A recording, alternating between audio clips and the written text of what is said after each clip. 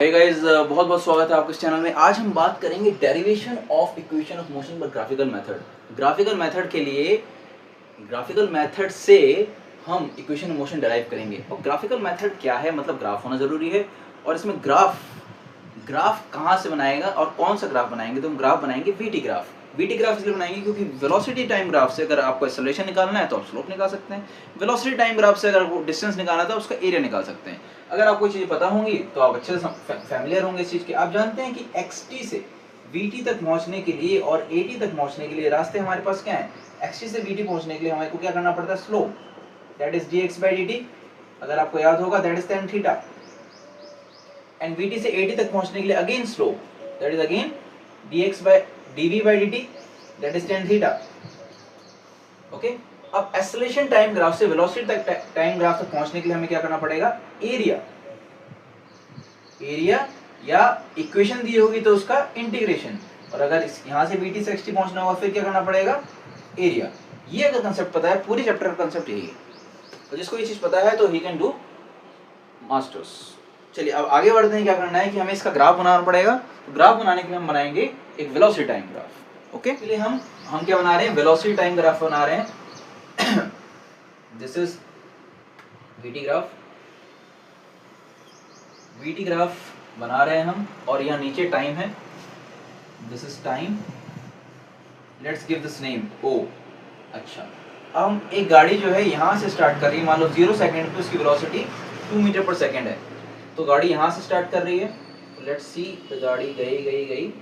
इसका motion graph कैसे है, मान लीजिए ऐसे है, और 0 सेकंड पे फॉर एग्जांपल 5 मीटर पर सेकंड थी, और 30 सेकंड बाद उसकी स्पीड हो गई मान लो 20 मीटर पर सेकंड। ठीक है जी, तो ये एक मोशन ग्राफ है, एक रेक्टिलिनियर ग्राफ है, मतलब ये मोशन स्ट्रेट लाइन हो रहा है। और फिर क्या है, हम इसका वेलोसिटी टाइम ग्राफ बना रहे हैं। वेलोसिटी टाइम ग्राफ बनाते हैं तो 0 सेकंड्स पर ये हमारे पास कितना है, 5 मीटर पर सेकंड, मतलब इनिशियल वेलोसिटी, इसको u मान लूँ और इसको v मान लेता हूँ, तो ये हो गया u, that is initial velocity. अब यहाँ पे जो है इस पॉइंट पे इसकी क्या हो जाएगी, फाइनल वेलोसिटी हो जाएगी। मैंने आपको पहले ही बताया कि वेलोसिटी टाइम ग्राफ क्यों ले रहा हूँ मैं। वेलोसिटी टाइम ग्राफ इसलिए ले रहा हूँ जिससे एक्सेलरेशन और डिस्प्लेसमेंट अच्छे से निकल पाए। तो v, ये इस पॉइंट पे वेलोसिटी टाइम ग्राफ में ये v है, मतलब फाइनल वेलोसिटी ये u है। ठीक है, इसको ज्वाइन कर देते हैं। बहुत सिंपल, एक बार में आपको समझ में आ जाएगा। And here it is time t कर दिया। इसको ज्वाइन करने से क्या मिला, आगे पता चलेगा। अब इसको नाम दे देते हैं, let's suppose it is o a b c d and e। ठीक है, यहां तक बातें क्लियर है हमें। O A B C E and D, हमने क्या किया, एक वेलोसिटी टाइम ग्राफ में इस सिनेरियो को रिप्रेजेंट कर लिया है। हमें 3 इक्वेशन ऑफ मोशन चाहिए।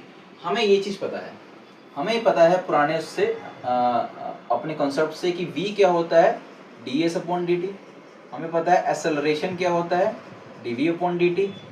ठीक है, एक्सेलरेशन क्या होता है, tan थीटा, किसका, वेलोसिटी टाइम ग्राफ का। हमने क्या बोला था, वेलोसिटी टाइम ग्राफ से अगर एक्सेलरेशन टाइम तक जाना है तो हम क्या करेंगे, उसका tan थीटा निकालेंगे। ठीक है जी, तो इस ग्राफ का tan थीटा निकालने के लिए मुझे क्या करना पड़ेगा, ये है tan थीटा, ये थीटा है, थीटा दैट इज क्या, theta is equal to what, theta, tan theta is equal to perpendicular upon base. Okay, तो अब इस ग्राफ से मैं वेलोसिटी टाइम ग्राफ से एक्सेलरेशन निकालूंगा। तो एक्सेलरेशन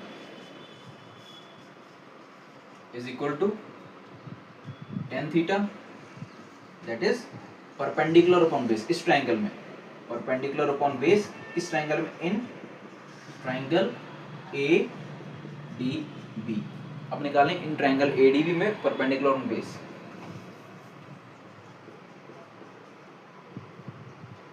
ठीक है, अब इस ट्रायंगल में परपेंडिकुलर अपॉन बेस क्या होगा, देखिए बच्चों, ADB में ट्रायंगल क्या है, परपेंडिकुलर क्यों निकाल रहे हैं हम acceleration is equal to tan theta that is perpendicular upon base, that is perpendicular upon base. किस चीज का, हम क्या निकालें, वेलोसिटी टाइम ग्राफ का एक्सेलरेशन, दैट इज क्या होता है, स्लोप। हमें क्या इक्वेशन चाहिए, हम पहली इक्वेशन की बात करने वाले हैं। तो that is perpendicular upon base, perpendicular क्या है, db, बेस क्या है, AB, बेस है हमारे पास AB। अच्छा, अब मुझे बताइए dv को क्या लिख सकते हैं आप, बताइए व्हाट इज dB है। ये डिस्टेंस यहाँ से लेके यहाँ तक 5 अगर था, यहाँ से लेके यहाँ तक चलो 20 मान लो, यहाँ से लेके यहाँ तक अगर 20 था, यहाँ से लेके यहाँ तक 5 था, तो ये डिस्टेंस कितना होगा बच्चों, that is 20 minus 5 that is 15। तो हमने क्या किया v माइनस यू, यही चीज यहाँ पे भी है, यहाँ से लेके यहाँ तक v, ठीक है, और यहाँ से लेके यहाँ तक u, तो हम क्या कर रहे हैं, इसको हम क्या कर रहे हैं v माइनस यू। तो ये डिस्टेंस जो dB हो जाएगा वो क्या है बच्चों, इस डिस्टेंस को हम क्या बोल देंगे v माइनस यू।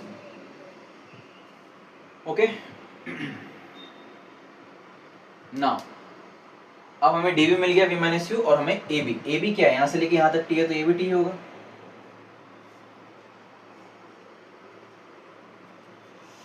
ठीक है जी, तो यहाँ से लेके यहाँ तक dB है और dB अपॉन ab, तो dB क्या हो गया v माइनस यू और ये क्या है t।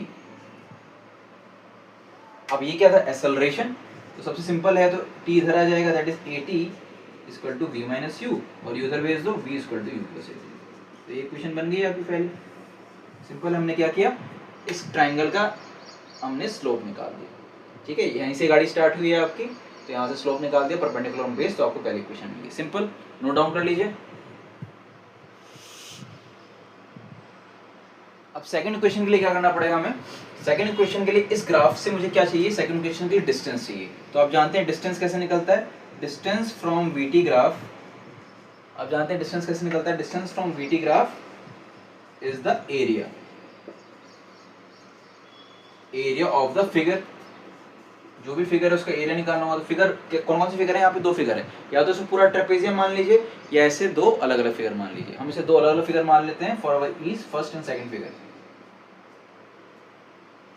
एरिया निकालेंगे, area is equal to area of whole figure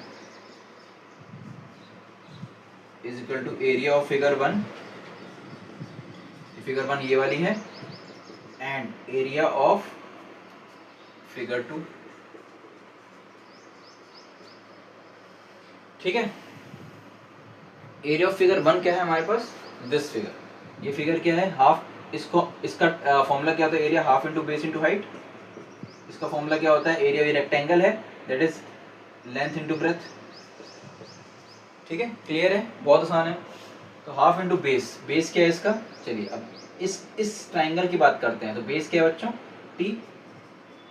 height क्या है, हाइट ये है, तो हाइट v माइनस यू लिख दूं, तो बेस t हो गया, और हाइट क्या हो गया v माइनस यू, यही हाइट है इस ट्राइंगल की, तो v माइनस यू हो गया।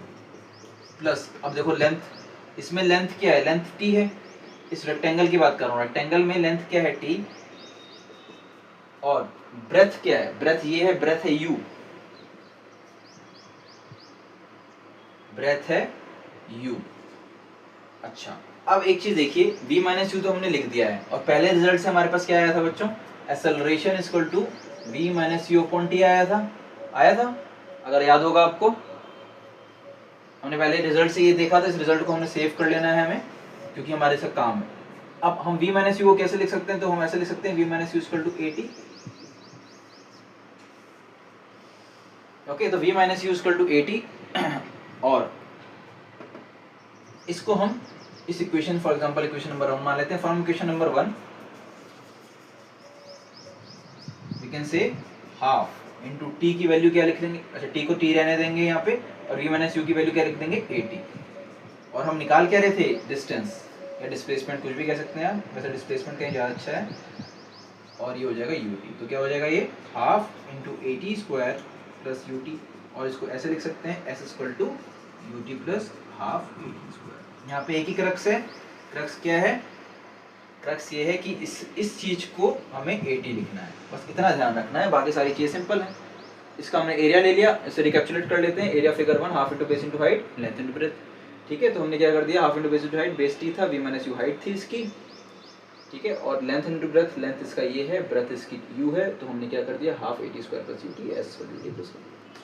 ठीक है, तो इतना ही हो गया। अब थर्ड इक्वेशन पहुंचेंगे, नेक्स्ट फेज। अब थर्ड इक्वेशन ऑफ मोशन जो निकालनी है, v square equal to u square plus 2as के लिए हम क्या करेंगे, हम यहाँ से t की वैल्यू जो है, t की वैल्यू याद रखें आप, v minus u equal to 80 था, तो t की value v minus u upon a लिख सकते हैं कि नहीं? लेट्स सी लिख सकते हैं कि नहीं, आगे देखेंगे।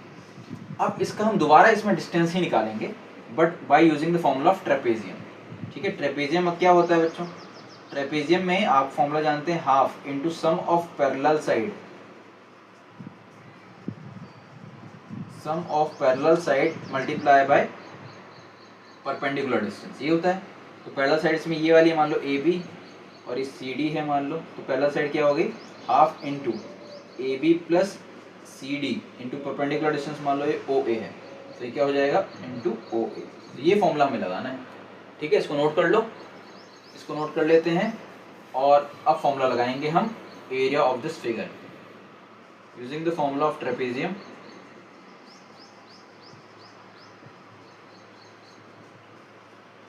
ट्रेपेजियम निकालेंगे हम, और that is half into sum of parallel sides into perpendicular distance. चलिए, सम ऑफ पैरेलल साइड्स, पूरे फिगर में पैरेलल साइड क्या है? ओ ए और डी सी। तो हम क्या कर देंगे? फॉर्मूला लगाएंगे S equal to half sum of parallel side is O A, देख रहे हैं आप, ओ ए और D C plus D C into perpendicular distance कितना है उसका? परपेंडिकुलर डिस्टेंस यहाँ से लेके यहाँ तक ले लो, यहाँ से यहाँ तक यहाँ ले लो, तो ए भी लिख देता हूँ मैं। ये क्या है डिस्टेंस? Perpendicular A B. ठीक है जी। चलिए, ओ ए को क्या लिख सकते हैं? हाफ। ओ ए क्या है हमारे पास? ये कितना डिस्टेंस है? यू। डी सी कितना है? डी से लेके सी तक कितना है? जितना ई से लेके ओ तक है, ये क्या है? वी।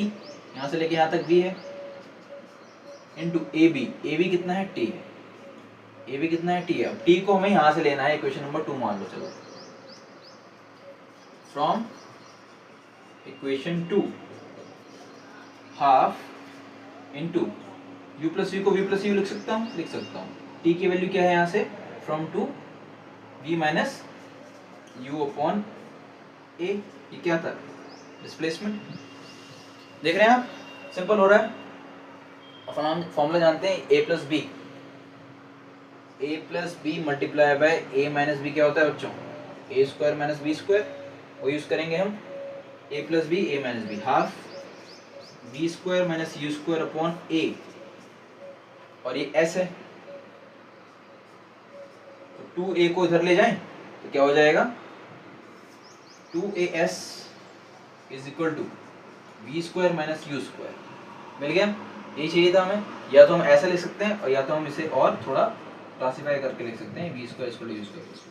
दोनों बात बराबर ही है, हमें थर्ड इक्वेशन मिल गई। हमने इसमें ट्रेपेजियम का एरिया लगाया, formula some of parallel sides into perpendicular distance, और हमें ये चीज, हमारा क्रक्स क्या था?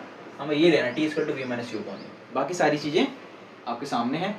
हमने ए प्लस बी और ए माइनस बी का फॉर्मूला लगा दिया, ए स्क्वायर माइनस बी स्क्वायर, और आपका रिजल्ट आपके सामने है। तो ये था हमारे पास पूरा scenario, derivation of equation of motion by graphical method. Integration से हमने ऑलरेडी सॉल्व कर दिया, आप देख सकते हैं, और इसको आप नोट डाउन कर सकते हैं, पॉज कर सकते हैं, एंड ऐसे ही बने रहिए, जुड़े रहिए, आपको एक बार में ऐसे ही समझ में आ जाएगा। Thank you.